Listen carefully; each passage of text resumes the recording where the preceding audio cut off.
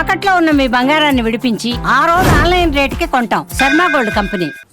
నమస్కారం, welcome to Suman TV. నేను గీతాంజలి. ప్రస్తుతం మనతో పాటు హిందూ ధర్మక్షేత్రం వ్యవస్థాపకులు, ఋగ్వేద అధ్యాపకులు శ్రీ సంతోష్ ఘనపాటి గురువు గారు మనతో పాటు ఉన్నారండి.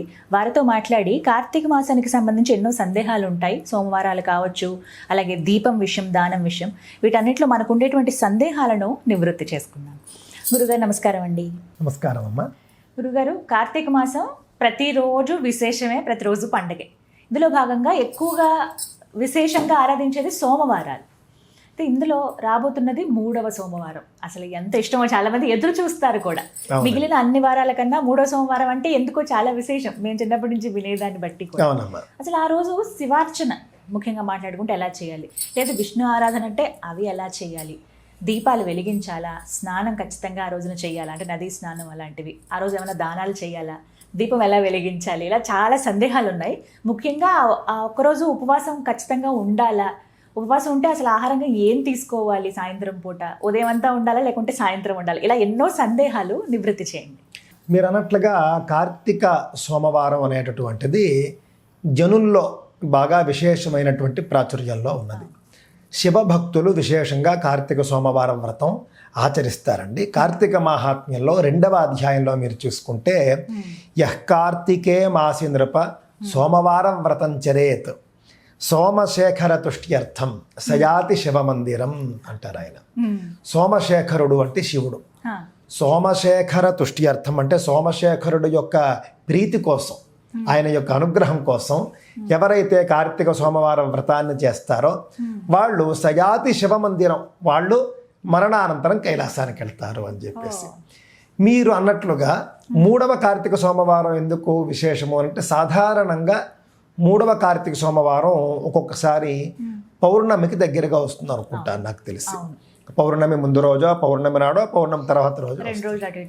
అందువల్ల పౌర్ణమికి దగ్గరగా ఉన్నటువంటి వారాలకు విశిష్టత ఎక్కువ. మీకు శ్రావణ శుక్రవారం కూడా అంతే. 2వ శుక్రవారాన్ని ఎక్కువ విశేషం అంటారు. అవాళే మనం అంతా కూడా వ్రతం చేస్తాం. ఎందుకు అనంటే పౌర్ణమికి ముందు ఉన్నటువంటి శుక్రవారం చేయమని కల్పనలో ఉంది. అది సాధారణంగా 2వ వారం ఉంటుంది. మొన్నసారి 3వ వారం వచ్చింది. 5 వారాలు వేసుకున్నాం. 5 వారాలు రావడం వల్ల 2వ వారమే కదండి అని అందరూ అన్నారు. కాదు, అక్కడ 2వ వారం లెక్క కాదు, పౌర్ణమికి ముందు వచ్చే శుక్రవారం లెక్క అని మేమంతా కలిసి శాస్త్రంలో ఉన్నదాన్ని ఈసారి 3వ వారం పౌర్ణమి ముందు రోజు వచ్చింది. అందువల్ల అవాళే వరలక్ష్మి వ్రతం అని చెప్పాం. అదేవిధంగా కార్తీక సోమవారం కూడా పౌర్ణమికి ముందు ఉంటుంది కాబట్టి 3వది విశేషంగా ఎక్కువ మంది చేసుకుంటూ ఉంటారండి. కార్తీక సోమవారం నాడు ఏ విధంగా వ్రతం ఆచరించాలి, ఇది చాలా అద్భుతమైనటువంటి ఫలితాన్ని ఇస్తుందండి. కార్తీక మహాత్మ్యంలో 2వ అధ్యాయం మనకు కార్తీక సోమవార మహాత్మ్యాన్ని చెబుతుంది. ఈ కార్తీక సోమవారం నాడు పగలంతా ఉపవాసం ఉండి రాత్రి నక్షత్రాన్ని చూసి భోజనం చేయడం అనేది ఒక పద్ధతి. దానికి నక్తము అని పేరు, అంటే రాత్రి భోజనం చేయడం. కొంతమంది రాత్రి వరకు ఉండలేరు. రాత్రి వరకు ఉండలేని వాళ్ళు ఛాయానక్తం అని వాళ్ళకు ఒక అవకాశం ఉంది. ఛాయానక్తము అని అంటే ఇంచుమించుగా సాయంత్రం ఒక 4:30 ప్రాంతం అండి. అంటే 4:30 వరకు ఉండి 4:30కి తినేయచ్చు అని. కొంతమంది ఏకభుక్తం చేయవచ్చు అన్నారు. ఏకభుక్తం అంటే మధ్యాహ్నం తిని రాత్రి తినకుండా ఉండడం, దానికి ఏకభుక్తము అని పేరు. ఏకభుక్తం చేయవచ్చు. ఇంకొకటి అయాచితము అని ఒక విధానం ఉంది. అంటే అమ్మ అన్నం పెట్టు, లేకపోతే అక్క అన్నం పెట్టు, లేకపోతే భార్యను ఉద్దేశించి గాయత్రి అన్నం పెట్టు అని అడగడం కాకుండా వాళ్ళంతట వాళ్ళు పెడితే తినడం, అంతే అయాచితం అని పేరు. ఆ విధంగా అసలు నేను తింటాను, నాకు కావాలి అని అడగకుండా వాళ్ళంతట వాళ్ళు పెట్టినప్పుడు తినడాన్ని అయాచితము అని పేరు. ఇందులో ఏది అవకాశం ఉంటే ఆ ఉపవాసం చేయవచ్చు. పగలంతా ఉపవాసం అనుకుందా, ఎక్కువ మంది నక్తం చేస్తారు. పగలంతా ఉపవాసం ఉంటే రాత్రి నక్షత్రాన్ని చూసి భోజనం చేస్తారు. అయితే పగలంతా ఉపవాసం ఉంటూ ఏం చేయాలంటే ఉదయం నదీ స్నానం చేయాలి. నదీ స్నానం చేసి పగలంతా కూడా శివ సంబంధమైనటువంటి కథలు, నామాలు, స్తోత్రాలు చదువుకుంటూ కాలక్షేపం చేయాలి. శివ మహాపురాణం మొదలైనటువంటివి, లింగ పురాణం మొదలైనవి చదువుకుంటూ కాలక్షేపం చేయాలి. సాయంత్రం చక్కగా వెళ్ళి సూర్యాస్తమయానికి ముందు పువ్వులు, దళాలు అవన్నీ కోసి తెచ్చుకుని సూర్యాస్తమయానికి ముందు స్నానం చేసి ప్రదోష కాలం అంటే సూర్యాస్తమయం నుండి 48 నిమిషాల ప్రదోష కాలంలో శివలింగానికి అభిషేకం చేసుకుని అభిషేకం అయిన తరువాత నక్షత్రాన్ని దర్శించి నక్షత్రాన్ని కూడా దర్శించిన తర్వాత కొంత ఆహారాన్ని భూత బలి అని, భూతం అంటే జీవి, భూతం అంటే మనం ఏదో ప్రేతం అనుకుంటాం, భూతము అని అంటే జీవి అని అర్థం. ఆ విధంగా బలి అంటే ఆహారం, భూత బలి అంటే జీవులకు ఆహారము అని అర్థం. ఆ విధంగా ఏదైనా ఒక జీవికి ఆహారం పెట్టి వీడు భోజనం చేయాలి. ఇది కార్తీక సోమవారం నాడు చేయవలసినటువంటిది. కార్తీక సోమవార మహాత్మ్యంలో మీరు చూస్తే ఒక ఆవిడ కథ ఉంటుంది, స్వాతంత్ర నిష్ఠుర అని ఆవిడ పేరు. ఈ స్వాతంత్ర నిష్ఠుర అనేక పాపాలు చేస్తుంది. ఆవిడ జీవించినటువంటి కాలంలో పూర్తిగా వ్యభిచారం మొదలైనటువంటివి చేసి అడ్డుగా ఉన్నటువంటి భర్తను కూడా అడ్డు తొలగించుకుంటుంది. ఆ విధంగా మొత్తం విచ్చలవిడిగా మహాపాపాలు చేస్తుందండి. భర్తను కూడా చంపేసే ఇష్టానుసారం తిరిగి చేయరాని పాపాలన్నీ చేస్తుంది. అయితే మరణించిన తర్వాత అంటే ఎప్పుడూ దేవుణ్ణి ధ్యానించి ఉండదు, ఎప్పుడూ భగవన్నామస్మరణ చేసి ఉండదు, ఎప్పుడూ ఇంతే పని ఆవిడ పని. మహాపాపాలను చేసినటువంటి స్వాతంత్ర నిష్ఠుర మరణించిన తర్వాత పాపాలకు తగ్గట్లుగా యమలోకానికి వెళుతుంది. నరకంలో ఘోరమైనటువంటి శిక్షలు అనుభవిస్తుంది. భర్తని బండరాయితో బోధి చంపేస్తుంది కాబట్టి అక్కడ నరకంలో కూడా బండరాళ్లతో కొడుతూ ఉంటారు. ఈ విధంగా చాలా శిక్షలు అనుభవిస్తుంది. అనుభవించి తర్వాత 14 జన్మలు నీచమైనటువంటి జన్మలు ఎత్తుతుంది చేసినటువంటి పాపాలకు. 15వ జన్మలో కూడా కుక్క జన్మ ఎత్తుతుంది.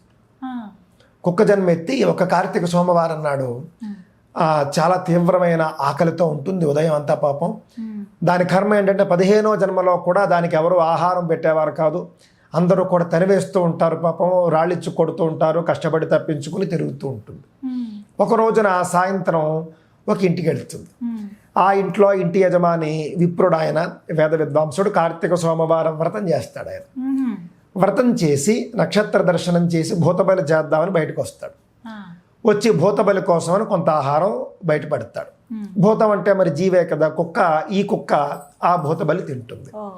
పగలంతా కూడా ఎవ్వరూ ఆహారం పెట్టకపోవడం వల్ల పూర్తి కటిక ఉపవాసంతో ఉంటుంది కుక్క. ఉండి సూర్యాస్తమయం తర్వాత ఆయన నక్షత్ర దర్శనం చేసుకుంటూ ఉండగా ఆయన పెట్టిన భూతబలి తింటుంది. అంటే కార్తీక సోమవారం అంతా ఉపవాసం చేసినటువంటి ఫలితం వచ్చింది. నక్షత్ర దర్శనం తర్వాత ఆహారం తిన్నటువంటి ఫలితం ఆ కుక్కకు వచ్చింది. దానివల్ల వెంటనే దానికి పూర్వజన్మ స్మృతి కలుగుతుంది. పూర్వజన్మ స్మృతి కలిగి ఓ విప్ర, ఓ విద్వాంసుడా అని చెప్పేసి మానవ భాషలో పిలుస్తుంది. ఆయన ఆశ్చర్యపోతాడు, ఎవరు ఇంతసేపు బయట ఎవరు లేరే అని చెప్పేసి. ఒక్క నిమిషం ఆలోచిస్తే కుక్కే మాట్లాడుతుంది. ఓహో కుక్కేనా అని చెప్పేసి ఆశ్చర్యపడతాడు. ఆయనకి ఆశ్చర్యమే. బయటకు వస్తాడు, ఏమిటి నీ కథ అంటాడు. ఇది అని చెబుతుంది. నాకేమైందో తెలియదు, నువ్వు పెట్టిన ఆహారం తిన్న వెంటనే నాకు పూర్వజన్మ స్మృతి వచ్చింది అని అంటే అప్పుడు ఆయన దివ్య దృష్టితో చూస్తాడు. మహాత్ముడు ఆయన, సామాన్యుడేం కాదు. దివ్య దృష్టితో చూస్తే మొత్తం ఆవిడ స్వాతంత్ర నిష్ఠురగా ఉన్నప్పుడు చేసిన పాపాలు, జన్మలు, నరకాలు మొత్తం చూసి, నువ్వు ఇన్ని పాపాలు ఇవన్నీ చేసావు, అందుకే కుక్క జన్మలో ఉన్నావు. నేడు పగలంతా నువ్వు ఉపవాసం ఉన్నావు. సాయంత్రం సూర్యాస్తమయ కాలం తరువాత ఇక్కడికి వచ్చి నువ్వు నక్షత్ర దర్శనం చేసి ఈ యొక్క ఆహారాన్ని తిన్నావు. ఆ యొక్క ఫలితం చేత నీకు పూర్వజన్మ స్మృతి కలిగింది అని చెప్పేసి ఆయన చెబుతాడు. నాకు పూర్వజన్మ స్మృతి అయితే వచ్చింది, దయచేసి ఈ జన్మ నుండి కూడా నన్ను ఉద్ధరించండి అని చెప్పేసి వేడుకుంటుంది. అప్పుడు ఆయన పాపం ఏం చేస్తాడంటే, పరోపకారం చేసేవాళ్ళు కాబట్టి ఆయన ఆ రోజు చేసినటువంటి కార్తీక సోమవారం వ్రత ఫలితాన్ని ఈ కుక్కకి ధారపోస్తాడు ఆయన. ఈ కుక్కకి ధారపోయడం వల్ల వెంటనే అది కుక్క శరీరాన్ని వదిలిపెట్టేసి ఒక దివ్యమైనటువంటి ఒక యువతి శరీరాన్ని తీసుకుంటుంది.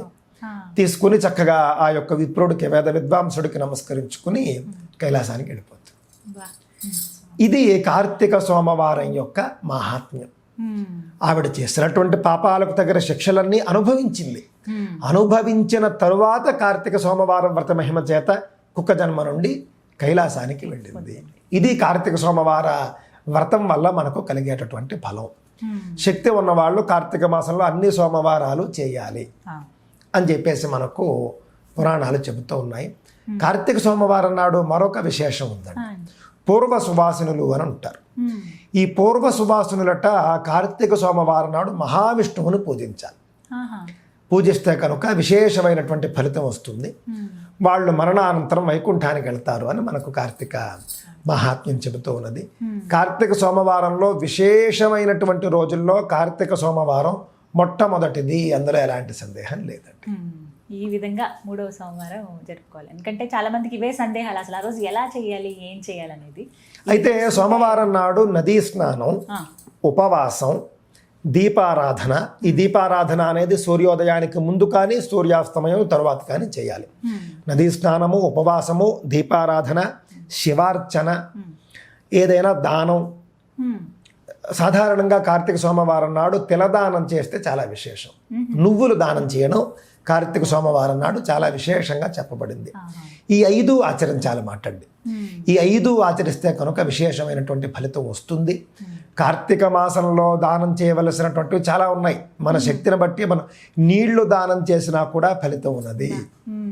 నీళ్లు దానం చేయవచ్చు, కూరలు దానం చేయవచ్చు, పళ్ళు దానం చేయవచ్చు, చలి తట్టుకునే బట్టలు దానం చేయవచ్చు, గోవు దానం చేయవచ్చు, కన్యాదానం, విద్యాదానం. ఈ విధంగా ఉసిరికాయల దానం కూడా కార్తీక మాసంలో చాలా విశేషం అని చెప్పారు. ఉసిరికాయల దానం కూడా కార్తీక మాసంలో చేయవచ్చు. అన్నదానం చేయవచ్చు, అన్నీ మాటండి. ఇంకా ఈ 3వ సోమవారమే ఉసిరికాయల దానం కూడా పెట్టుకుంటే మంచిది. చాలా విశేషంగా తెలియజేశారు. ఇవన్నీ తెలుసుకుంటే ఏవి ఆచరించాలనేది ఒక క్లారిటీ అయితే వస్తుంది. చాలా వివరంగా తెలియజేశారు. ధన్యవాదాలు. నమస్కారం.